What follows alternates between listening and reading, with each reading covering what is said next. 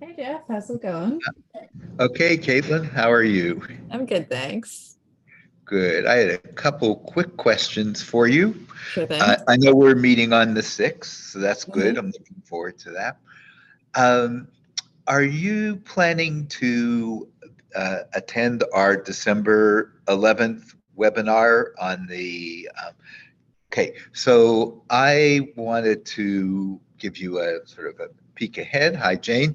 Hello. Um, Hi, and see Caitlin. if you would be interested in doing the introductions of our two major guests. That would be Rabbi James Green and Rabbi Jessica Lott. And the reason why I just spent a good hour with them last week, the reason why I think you would be most appropriate for it is that A, you'll enjoy their presentation, and B, they're going to break open that discussion about what does it mean for younger voices, more pluralistic voices of color to relate to the Kaplanian message. And I know that's something you care deeply about. So if you're willing, I would send you their short bios and ask you to be the Kaplan board host to that. If you're going to be with us anyway, why not take that on? Yeah, absolutely. Sounds great. Okay. All right. Jane, we will talk more about other roles regarding December 11th, but we have a board member to make short introductions. Great. I am going to be, I didn't put it on my calendar. I'm hosting a Wellesley potluck from 1 to 3. So I will I've given notice to the president. I will turn into a Kaplan Center person at 3, but I'll be there right on time. Okay. Well, how Um, was your Thanksgiving, Jane? yeah, it was nice. It was hectic. We had a 7 and 9-year-old who did New York. I mean, Museum of Natural History, I bagged out of Ellis Island, Statue of Liberty, and the Brooklyn Bridge and Chinatown, which they did the day before we took them to Lion King, which was, we'd never seen that. I mean, it's been around. Oh, really? It is spectacular. It's really amazing. And the little kid, Simba, who's probably 11, stole the show. He was amazing. So it was a good a good day, a lot of walking around, and I never realized how many breakable things I have in my apartment.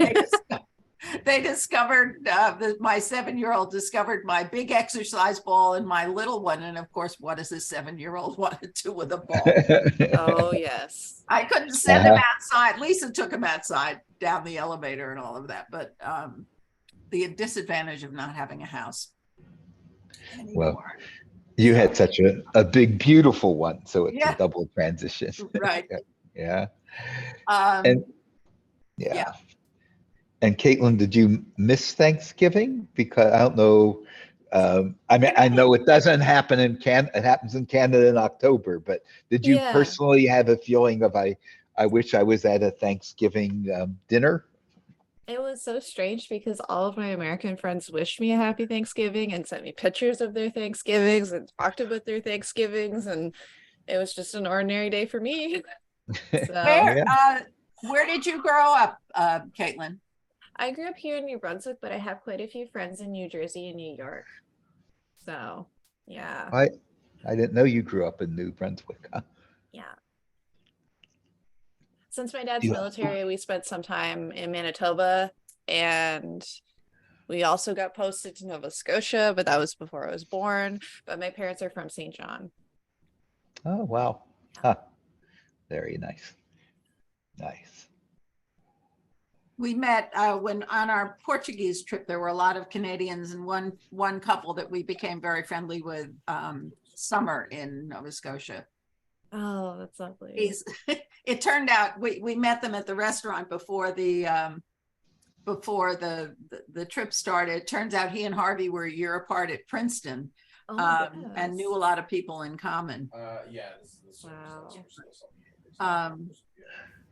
No worries. Is somebody taking notes on this, or will we? Please push the record button, Jeff. It was on before you came, but Good. I'll Okay. Oh, all resume right. it. Okay. Yeah. Will somebody be taking notes, or will we just have the recording? I think just the recording. Okay. Um, um, I can send the recording back to people, but it's up to you if you wanted to have Well, I'll someone. take notes. I'll take notes then. Okay. Maybe I may do that. Okay. And I think Jeffrey and Michael and Eric are all set to join us. Okay, So great. hopefully they'll be there in a few minutes. So what should I put this under? What should I create a separate file, or do we have focus groups? Maybe under board, and everyone who's doing a focus group, it's related to the board's vision. So that's where I would put it. Under the full board meetings. Yeah. Yeah. Okay. Yeah. So this is 11/28 focus group discussion. Mhm. Just gonna check my phone and make sure that none of those three folks are trying to reach me with messages. Jeff said that he was not on jury duty, so he could come. Yeah, which is a relief. I'm glad to hear that. Yeah. Oh, well, Michael's going to try to get on, but right now he has an acute case of sciatica. So he needs to Oh. attend to a few things first. We'll then get That's on. awful. Yeah, can't be fun. No, that's really painful. Oh, it's a lot of illness and accidents and stuff like that. It was a time to be grateful, that's for sure. Yeah, that is for sure.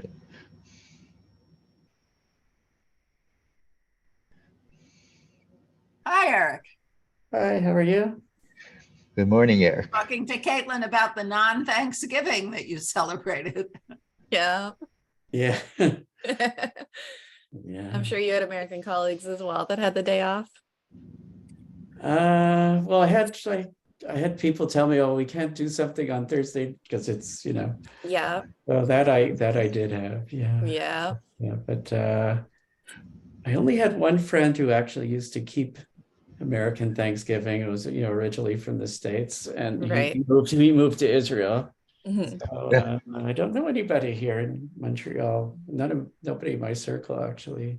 Oh, Chris, okay. That speaks to me, tells me about these things. tells me well, that they're Chris and Emily. Probably, but I just hadn't. Yeah, Mhm. right. I We, don't we know. teach on opposite days. I teach Tuesday, Thursday. He teaches Monday, Wednesday. So I haven't seen him very much this semester. Gotcha. Do most Canadians mark Canadian Thanksgiving with a celebratory meal? I would say so, yeah. I mean, in recent years, there's been more growing awareness, especially because of Truth and Reconciliation, of people making statements towards support for Indigenous people and like explicitly not having a Thanksgiving dinner. But that depends on what circles you're in, I would say. I don't know how common that is in the US because I'm not as plugged into all the different social movements in the US, but in Canada, I know people, for example, who explicitly don't have a Thanksgiving dinner and instead will tell people to observe and commemorate Indigenous history on that day. Well, this is Indigenous Peoples History Month. November is. So we had a speaker on the 19th at the synagogue. I think a more common move here, certainly what we do, is we include something that gives the Indigenous perspective, including this beautiful prayer of Thanksgiving from Chief Seattle, the patronym of Seattle, the city. But yeah, it's a challenge, and an equally valid move is to put it in abeyance because it commemorates a very partial narrative and one that has horrible elements in it. Right. Okay, I just sent a note to Jeffrey. Let me send it as a text too, because Jeffrey often responds to text before emails. Now, Caitlin and Eric, did you send out emails trying to enlist people for focus groups? I Not didn't. yet, because I wanted to talk to Rabbi Lauren first and figure out Yeah. how she wanted to approach recruiting. They're, Do this at SAJ, through SAJ? Yeah. Okay. so they're at a different place. You and also Jeffrey and Michael have focus groups set, or people who have said yes to focus groups. Eric's is in the future, and Caitlin's we'll talk about next Tuesday, Caitlin, when we meet, and on your conversation with Rabbi Lauren. But I thought it made sense to have everyone together, even if it's a short meeting, to talk about how you'll want to conduct those focus Yeah, groups. Jane, absolutely. you had asked that, and I thought that was a very Yeah, I unfortunately can only stay till 11 my All time. right, so why Maybe don't another we- 40 minutes. Yeah. Why don't we start talking? They can, I will take some notes so that we can, if we need to, Yeah. Great. Okay. So, and I'm hopeful we'll end by 11 as well for all sorts of reasons. But I thought, here comes Jeffrey. Hey. Okay. We can wait at least 1 minute till we see Jeff's Punim. Here he comes. Jeff, you're muted. And also invisible. But you do have a name. Yes. Yeah. We know you're there, lurking. Here comes. Is it cold up there, Caitlin? It has been getting colder. It was -2 last night and it was raining.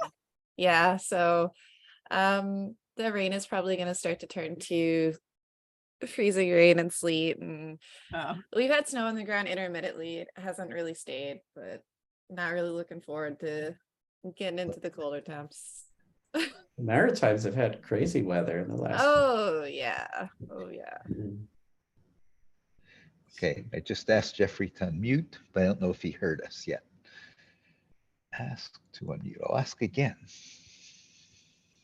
Okay. Maybe he's connecting by phone. I don't know. Yeah, I'm not sure. Yeah. Okay, we should get started. Let us know if you unmute and see if you can hear us. We will try and remember your beautiful face. Okay, I think we should get started. I'll send them a chat as well.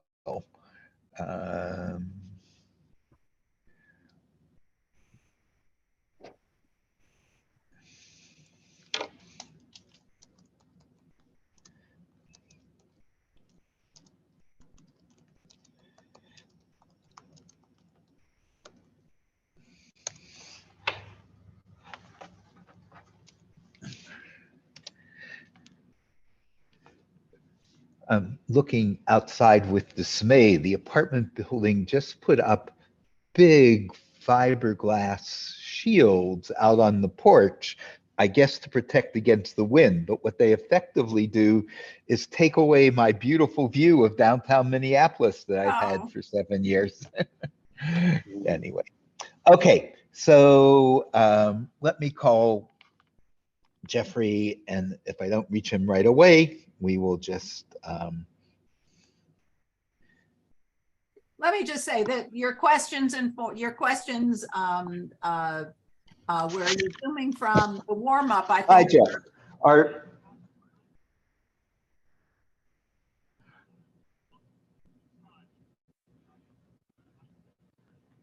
Okay, and can you operate your chat room if you have a question or comment?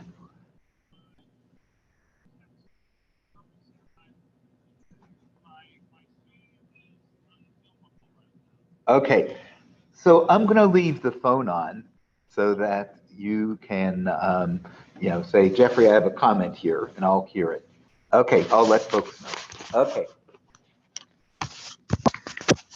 Jeffrey is hearing us, but the rest of his Zoom apparatus is not functioning. So I have him on the phone, and if he has anything in particular to contribute, I will echo it back to you. So, whoops. Jeffrey, you still there? I'm still here. Okay. this gives me more functionality in terms of hearing Jeffrey. So I did want to, we'll turn to whether my comments were helpful and a deeper discussion of how we'd like to facilitate the different focus groups, given that they're different. But I couldn't resist the opportunity to invite some first comment, the first cut at what we seem to be learning from the survey. This is all part of the bigger package of the survey, the focus groups, from the first reporting of results from the survey and the set of comments that came with it. And I just wonder if I guess I can share, since Michael might have trouble joining us, he did share with me a comment that he thought it was interesting that Israel was on the report back, received the lowest scores in terms of the rank order priorities. That didn't surprise him so much. He was a little puzzled that the arts didn't get a higher rating, as was I. But I'm wondering what other folks thought either about the reported results or the 78 comments we had from people, 38 comments, sorry. Any thoughts to share?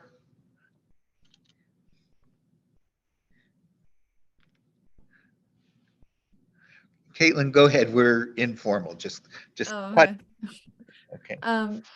Yeah, I mean, I said this in my email to you, Jeff, but I'm curious to see if the responses shift depending on the groups that we sample. So, for example, when we go and talk to younger people, they might prioritize art more so than the group that we sampled, which I'm not sure what the median age was, but it's likely it could be older. And I have this inclination because groups like Closetic, which are much younger than your average synagogue, they tend to prioritize art and have a lot more Jewish artists coming from them than RJ synagogues that are older in average age. That's a really good comment.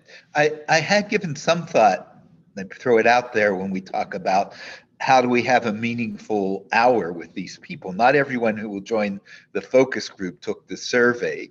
So I was just wondering if looking at that survey or using that as one of the openings would be helpful, precisely because of your point, Caitlin, that a different group may have a different valence around some of the values. It was also of interest to me that I tried to incorporate feedback from the board about the vision, and the last one that we put into the survey was focused on ethics, tikkun olam, in a very strong way, and that was the one that got the greatest response from people. So I'm glad it was there for them to respond to. But yeah.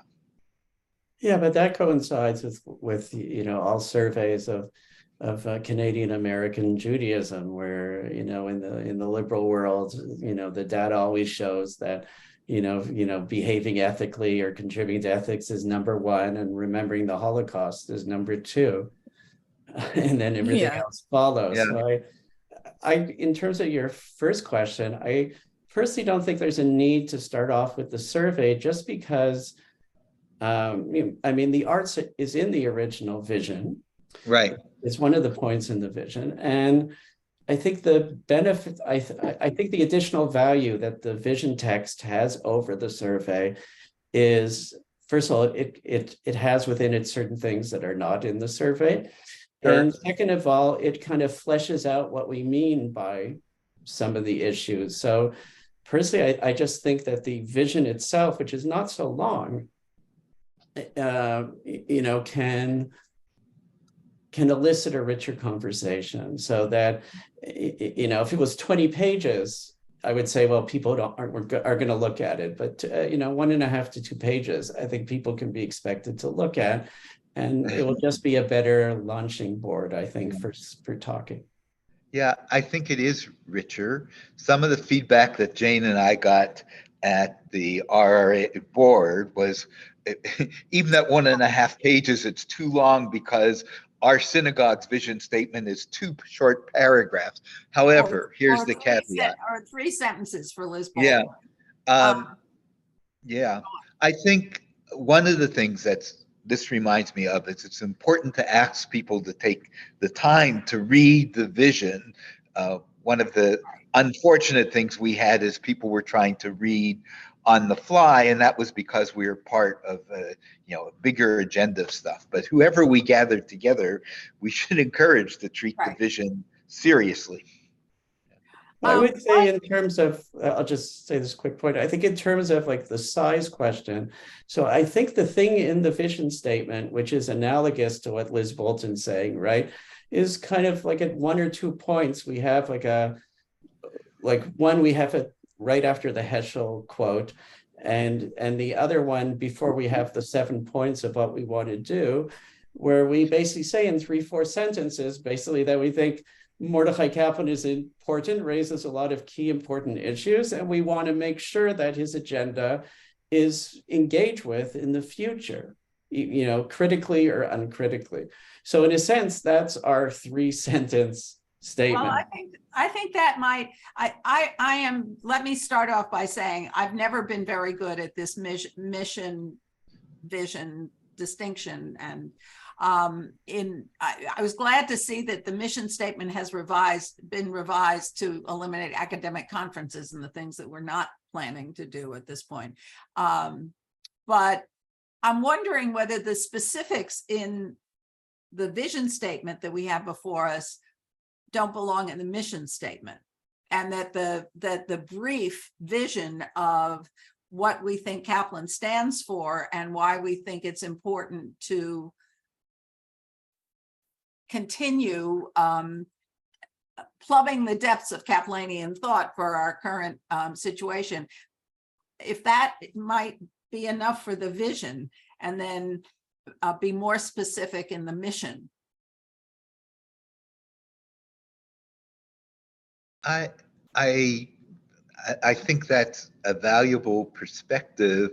I would want to keep it fluid at this point until we go through this process, because I think as we go through the process, here's Eisenstadt rather than Jeffrey, we may repackage this in different ways depending upon the audience and the purposes.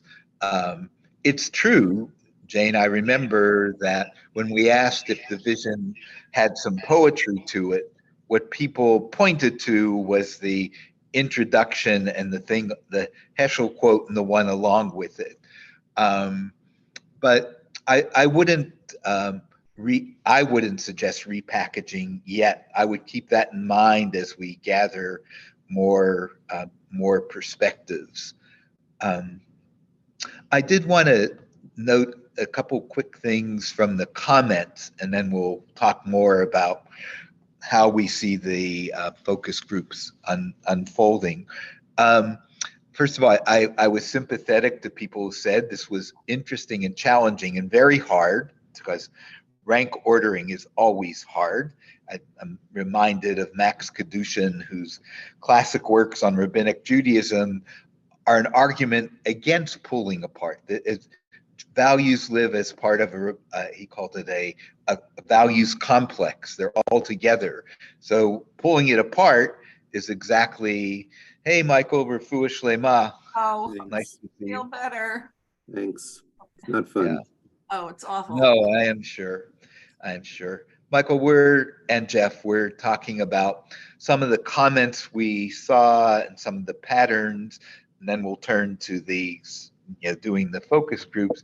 I shared, Michael, your comments that you put in your first read of what was there.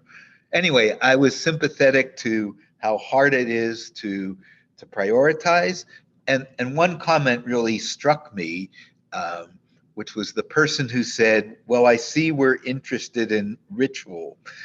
Aren't the folks at Ritual Well at RJ also interested in ritual? And it made me think, maybe not for this discussion, but a longer discussion. we both are interested in ritual innovation. Eric and I saw that when we had a think tank with some of the folks in there, but I think in different ways, and I think it's helpful at some point to distinguish the way the center cuts into, well, issues of the arts and issues of ritual and prayer that's different from the shared concern that other groups have. Anyway, I appreciated the comment and realized that there's a lot to explore there. So that's my 2 cents about people's 38 comments.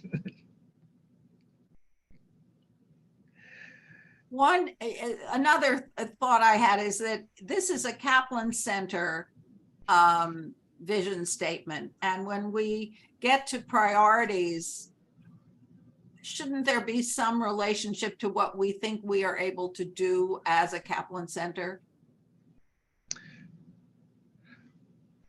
Yeah, I think Rather that comes. than the whole Jewish enterprise. I mean, we're. Well, I remember in our first discussion, Michael had raised, is this a vision for the Kaplan Center's work, or is it a vision about Mordecai Kaplan and why we believe Kaplan is important and what we hope to do with it? And it's a very thin line, but I lean more towards the former. I think the purpose of the vision is why it's important to keep plumbing the depths of Kaplanian thought. And at later points, I think, Jana, my thought is that once we've learned and distilled what we can from the vision and the focus groups, then the board has to think about this in terms of strategic priorities. We can't do everything, Right. but we do want to learn what most ideally we're encompassing and where we're, as we said, where we're aligned with Amcha, with the folks who are out there in the Jewish world who care about Kaplan. I think we should take the feedback from the rabbinical college students seriously, and when they say that they think that it's long, even if we don't think it's long, that means that it's too long, because Right. they're practicing rabbis. Well, most of them hadn't read it. Yeah. Okay. There was yeah. Go ahead, Jane. No, just they admitted it. It was clear that most of them had not read it. So the thing is, though, is that if that presentation or that length is getting in the way of them reading it, then that's an obstacle in and of itself. And we want to make sure that there are as few obstacles as possible for people to be able to absorb the message. Right. Yeah. I think that that's really important to consider, is that, like, if we say Lo B'Shemayim He, but that at the same time, if we're getting too theoretical, if we're getting too academic in our presentation and people aren't actually engaging with the text, they're getting overwhelmed by looking at the text and they can't even read it. That's not accessible text. It goes against the principle of what a lot of people are putting out there in the Jewish world today.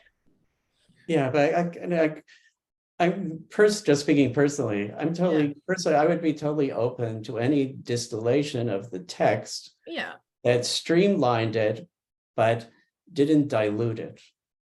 Right. Okay. So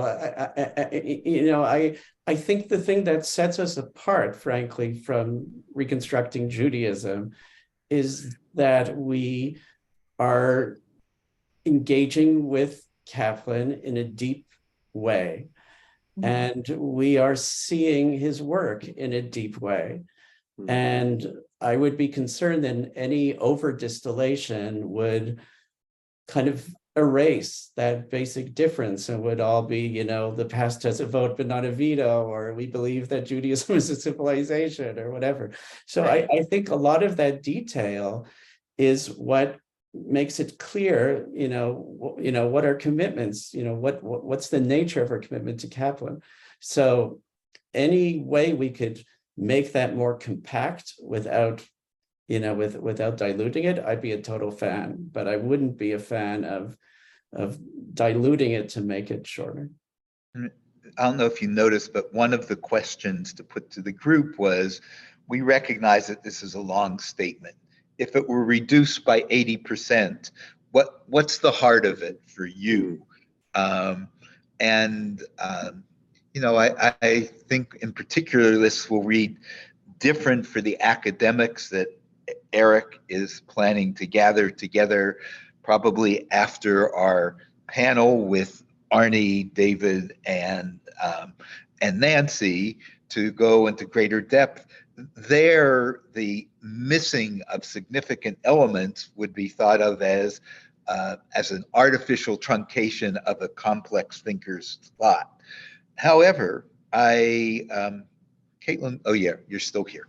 Okay, I can imagine there being different versions of the vision statement, not in the beginning, but at the end, where one is meant for interface with the bigger Jewish community, another for our work with rabbis and scholars.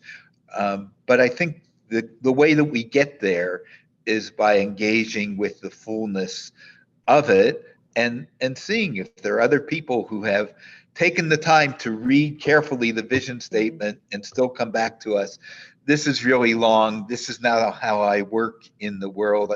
This came up in my dialogue with James and Jessica about December 11th. It's not that we work on sound bites, but we work with a different kind of messaging system. So we ought to be aware of that. And my own study, I have a strong personal scholarly interest in the nature of vision and the way they function. And my own sense is that it functions differently in relationship to different populations.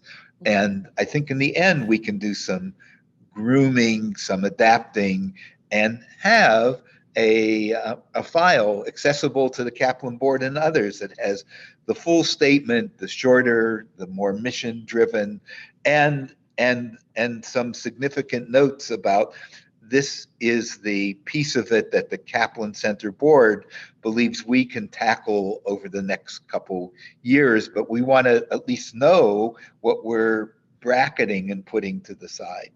But the specifics are the mission statement, right? I mean, that's the distinction between vision and mission.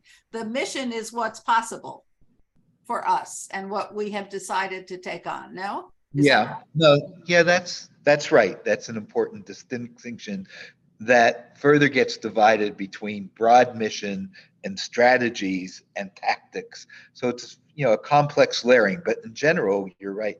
Michael, you had a comment. Yeah, I wanted to piggyback on what Eric said. I'm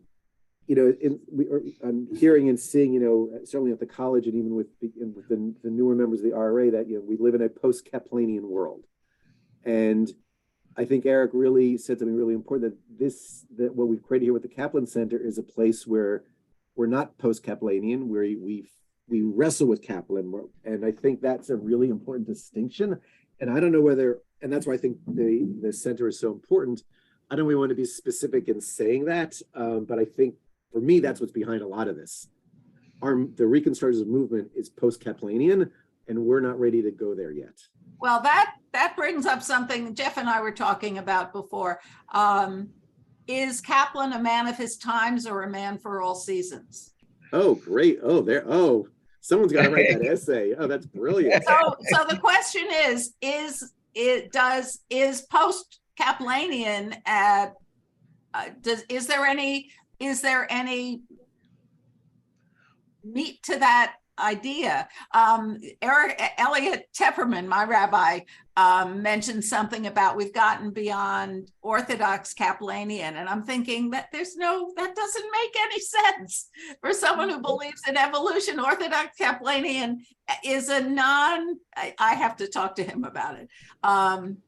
He was just in Israel, so I haven't had a chance to talk to him about it. But I'm serious about that. What is there such a thing as post-Kaplan? I think that's the essence of our mission, of our being, that there is no such thing as post-Kaplanianism.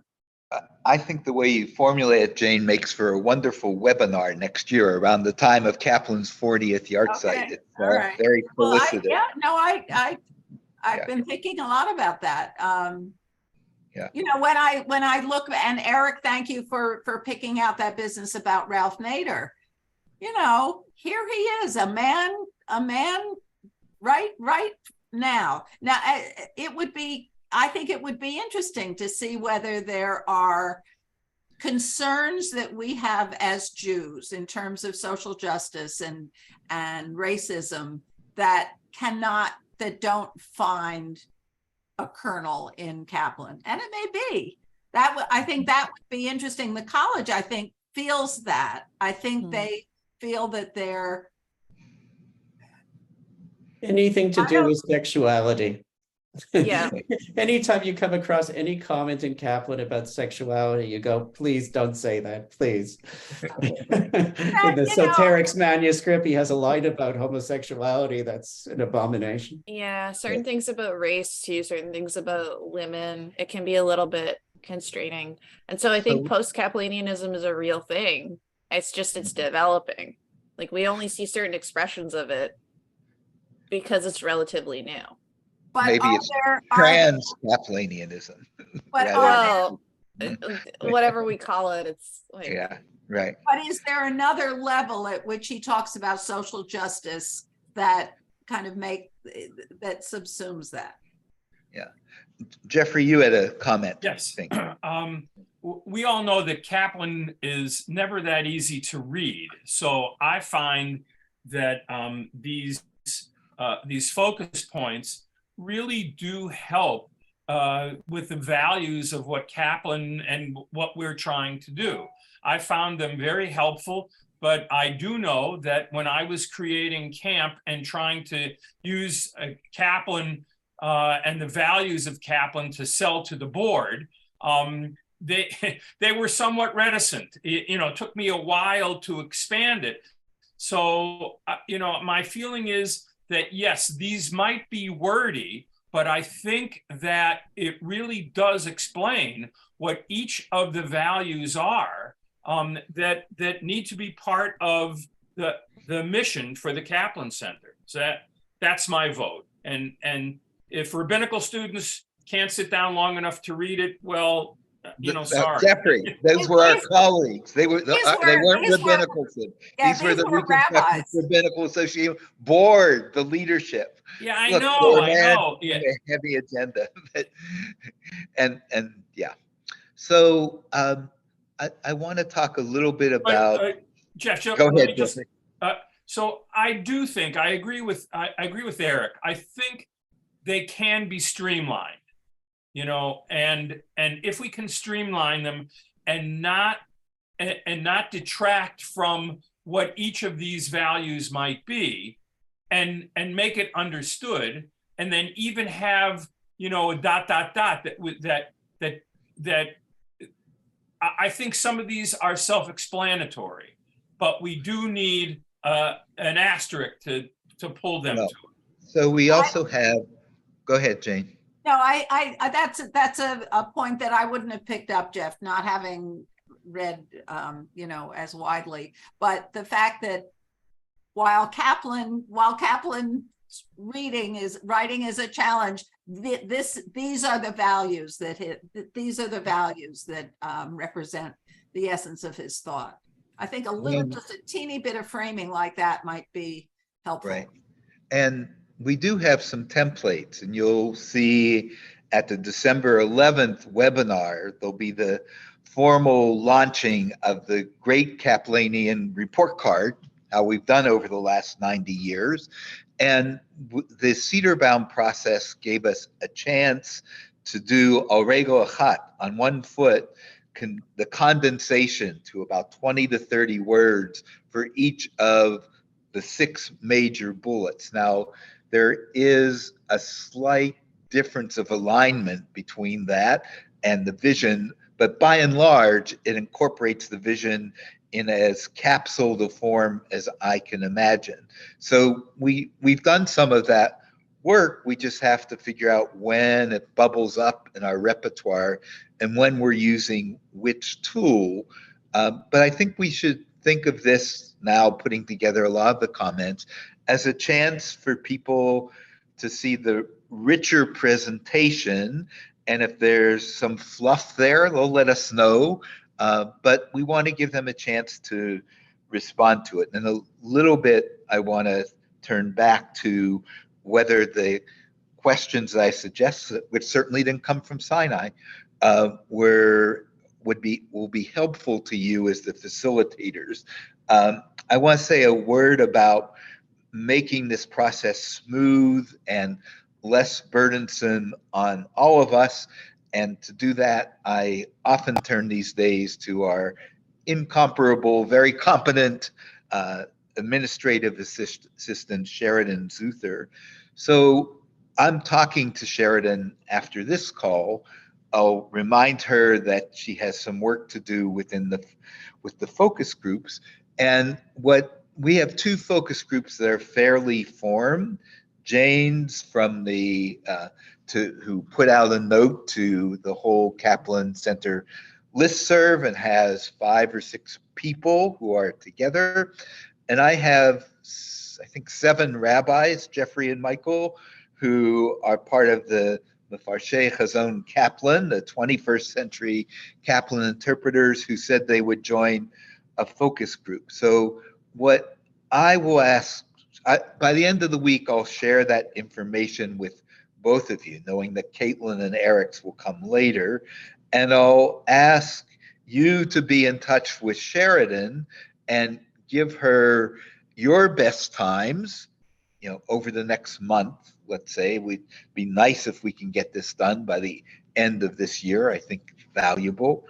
And Sheridan will take those and create a doodle and see what times the 7 rabbis or the 5 people in Jane's group can match up. She'll create a Zoom link for you. She'll make it easy. I haven't had a chance to, but I certainly will send you, before you have the focus group, a short suggestion of in what form your report of what you'll tape the focus group. That's valuable for us. But what kind of reporting back to all of us, to this group, you'd like to do, keeping it simple, but giving you a tool to highlight the things that you saw that surprised you, that were clear consensus from the focus group. So anyway, I will get that out to you, and your main job will be to get back to Sheridan times over the next month that work for you. I'd say an hour and a quarter is adequate time frame for this. And Caitlin and Eric will keep you in the loop as your groups form at a different point later in the year. I do want to turn now for a few minutes to the role of the facilitator of the focus group, and whether and you have absolute control and authority over that. What I suggested as questions were have a voice but not a veto. You have the veto because you know your own sense of how to generate the dialogue. But I did want to give people a chance to check in on, are you comfortable with the structure of a focus group? Were the questions I suggested generally helpful, knowing that you will ultimately customize them as you get your focus group ready? So I think the stuff that you prepared is very good, personally. I think it's very helpful. I do too. Thank you. Thank you for that. okay, Caitlin, you read everything carefully, Caitlin. That's one of the things we love about you. But did you find them? I don't know if I'm guessing you've been part of focus groups, but I don't know if you've led them. So the question is, did they feel comfortable handles for you for getting a group of your peers together? Yeah, this will be the first time that I actually am facilitating one. I think the materials that you prepared are quite good.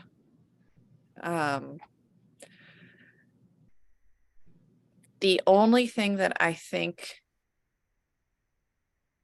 I'm curious about is, are we so I'm a little bit unsure about what we're doing with the vision statement? Are we presenting the vision statement during the focus group, or are we presenting the survey? Because there was a little bit No. of talk about this. No. Yeah. Okay. I think what we're doing, Mhm. the survey, I don't know, you might want to send them the link to the survey and say, this is a good warm up. I've done that with some groups. You might want to do this. We've gotten just exceeded our expectations of numbers, but it is a good warm up, actually. It gets them thinking about stuff. But I think what you want to do is when the time is set, Mhm. send them the survey, the full Mhm. survey, ask them to read it carefully, and they should feel very free to make comments about the survey as a whole or particular parts. I generally like to be transparent and share the questions at the beginning. I think that's a very good Yeah. idea. I Mhm. think, So- go on, go on. I'm sorry. No, just that, here's the survey, please read it carefully, feel free to mark it if you're working from a hard copy. And your comments we most appreciate. Here are some of the things that we think questions that will help spark the dialogue. Yeah. And as So- Jane always says, remember to press record. Yeah. Right, absolutely. So going back to something that we talked about before, I think once we set a time, we should ask people to read the vision before the call, and I would send the guide questions so that they have, I think they're very good, and ask them to focus on what's the heart of the statement, and say, in order for, preface it by saying we really are counting on your, the composite wisdom. And in order for this to be something like, in order for this to work well, we really ask you to do a little preparation before the call. Okay. Good. So Jeffrey and Michael, you'll need to exchange some emails to find common times before you pass those on to Sheridan. But I'll send something out by the end of the week to Sheridan, CC to all of you, so she'll know who might be in touch with her, and when. I'll indicate that Eric's and Caitlin's are going to come later, but the work with Jane and Jeff and Michael, there. Michael, yeah. How long do we want to block out for these sessions as we're looking at our schedules? I would say an hour and a quarter, but that's just a guess. Okay, great. Yeah. And there was something. Oh, and so I'm going to practice a little Team Zoom here. I'm not coming to those sessions. I trust you to record and distill and get back to me, and that's better management of my time than I sometimes do. So, I'll be very eager to hear, but you are commissioned by Jane and I to do that work for us. Any other questions? We were hoping to end by 10. In terms of the reporting back, maybe we should just create another Google Doc on focus group results, and just Good idea. dump everything in there. We don't have to worry about emails. Just let us all know. So what did I thought? Vision statement focus groups. I'll create that, and I'll share it with everybody, and just dump your comments in there, and that might be it. Right. I think that's a great idea. I would just encourage you to, just like we're giving the participants filters for how to respond, I would suggest that I'm glad to give you some filters to think about how to distill what you heard. We're not looking for we have on tape, their transcripts, but somehow there's going to be a half dozen comments that fly out of the focus group that you want us to attend to. So no, it doesn't have to be verbatim at all. Yeah. Okay. Very good. Okay, Jane, thanks for suggesting that we ought to meet, and I'll get that other stuff to you, and I'll be just so eager to hear how other people respond. Okay, I have just created this. Can you stay on for just 1 second? Who'd you Okay. say that? Who'd To you say? Jeffrey Eisenstadt. I just All had right, one other. Michael, feel better. Hope you get a good physical therapist. Thank you. Thank Yeah, you. that Okay, good seeing everybody. exercises can help. I've had that. Yeah, I've been doing some. I'm on. First of all, we got to give me an MRI, but I'm Oh, lots of sorry. drugs, and anyhow, it is what it Oh, is. God, get Okay. better. Get better. Get And thank through you it, for your Michael. early Devar. I will deliver it at Minion. Okay, bye everyone. Take care. Sure, Bye, Caitlin. everybody. Bye. Bye, Caitlin. I'll talk to you next Tuesday. Yeah, absolutely. Bye, Looking Eric. forward to speaking with you. If you need anything, email me, okay? Okay, I will Okay. send you. Okay, very Talk good. soon. Okay. Jeffrey, speaking of body parts, I didn't get to ask you how your legs are doing. How's your recovery going? I am better than I ever expected, Jeff. I did 2 3-hour hikes in Hare Yehuda and elsewhere in Israel, and no problem at all. So I lucked out. I lucked out. So my Good. Achilles. I'm doing PT this afternoon. No pain. I'll be skiing in another couple of weeks. So Oh, okay. All right. I don't Okay, know if well- I could cross country skiing would put a little too much pressure on it, but in the boot I'll be okay. You know. Okay, well, take care of yourself. Be cautious and have fun. I had one other question for you that I think I may have slipped in. Are you going to be with us on December 11th? And if you are, can you be our chat room distiller of questions? You do that well. And last webinar, I tried to do too much. So Yeah. So review with me. What is December 11th again? I don't have it on my calendar. So that's a friendly critique of living in two civilizations with short presentations by Eric and I, but the dialogue is between James Green and Jessica Lott, and it's going to raise issues of do Kaplan messages play out differently to different generations? There'll be Jessica, and James will be doing is it different because the people are more diverse, and the notion of intersectionality, and he he's a great devotee of the values of spiritual peoplehood, so he's going to use that. Anyway.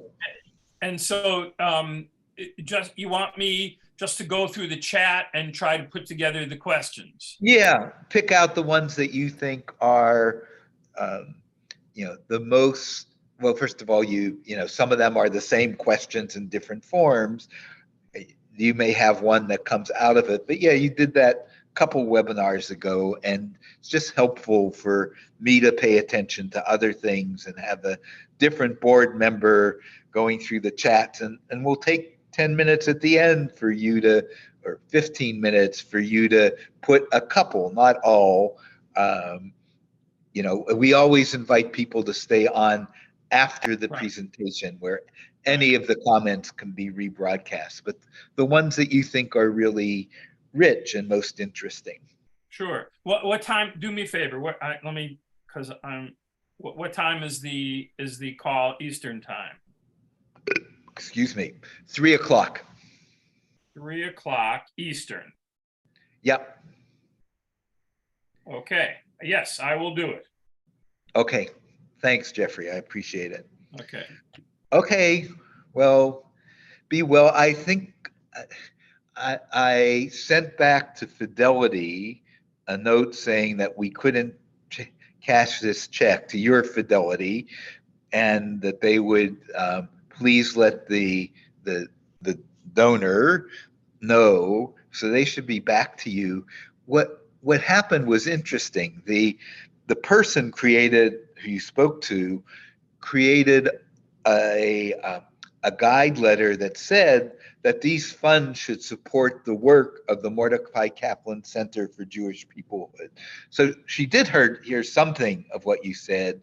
She just didn't make the check out to the Mordecai Kaplan Center for Jewish Peoplehood. I'm going to have Jane she also has a Fidelity account, do a practice run where everything is explicit and make sure that Fidelity, it's like writing the check to, the analogy I make is like writing the check to a special fund in the synagogue. That's essentially what it is. But they Right. don't want to cash the check anymore because there's no longer a separate fund. They're just going to, they're willing to receive it and have it sent using their EIN, and then they'll forward it to me because it says the Mordecai Kaplan Center for Jewish Peoplehood.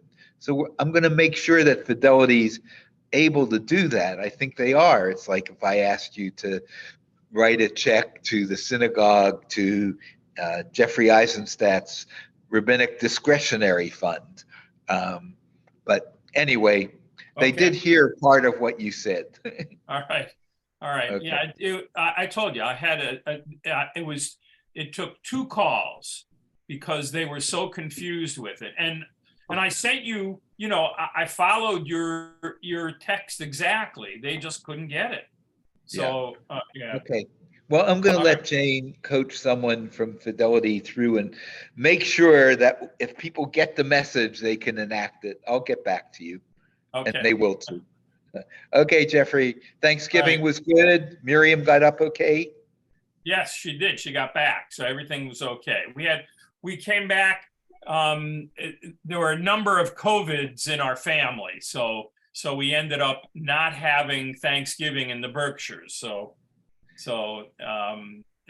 Daryl got it, Jim got it, Lisa got it, Rachel got it. So so it was just, this pandemic is not over yet. Yeah, I know. And it's getting mixed in with the flu. Deb had a bad case of the flu. Right. You said Deb was sick. Yeah. We had to cancel a trip to go see Rachel and Jonah, but we're going this weekend. Okay, good. Enjoy. Yeah, and when are you scheduled to see Ari, Zephaniah, and Story? So my mother, Meretz Hashem, has her 95th birthday in January. So all of the family is coming to Florida then for the 11th to the 16th of January. Oh, nice. So I told my mother she's got to stay alive, And healthy and coherent. Right. Look, I mean, I joke about it, but look, Simcha Zevitz's father is a month older than my mother. He fell, broke his hip, got COVID, and died all within a month. It's not, when you're that age and you're that fragile, anything can happen. So yeah, it is. I saw that, and I was going to, and someone else is having a minyan I want. Oh, that's the minyan I wanted to go to tomorrow night. Can't miss the Steelers game, even as pathetic as they are, but I can miss Tuesday night television. Can't miss the Steelers games. All right. I love it. Okay. All right. All right, Jeffrey. Good Love to see Deb. you. Yeah. Okay. All For right. Sarah too. Sarah's Bye-bye. doing okay. She's hanging in there fine. Yeah. She's got a number of health things that this month we're dealing with. So, Okay. Yeah, it's tough getting old. You know that, Jeff? Yeah, I do. How are you? Are you healthy? Well, I am. I just had a melanoma removed. 0 on a scale of 1 to 5, as early as you could catch it, and I'll be fine. And then I have these what's called squamous cells, which are yeah. Okay. But the dermatologist tells me I should be fine. I just have to get what's called Mohs surgery up there later in December. So yeah, I'm doing fine. All right. Okay. All right. Be well. Goodbye.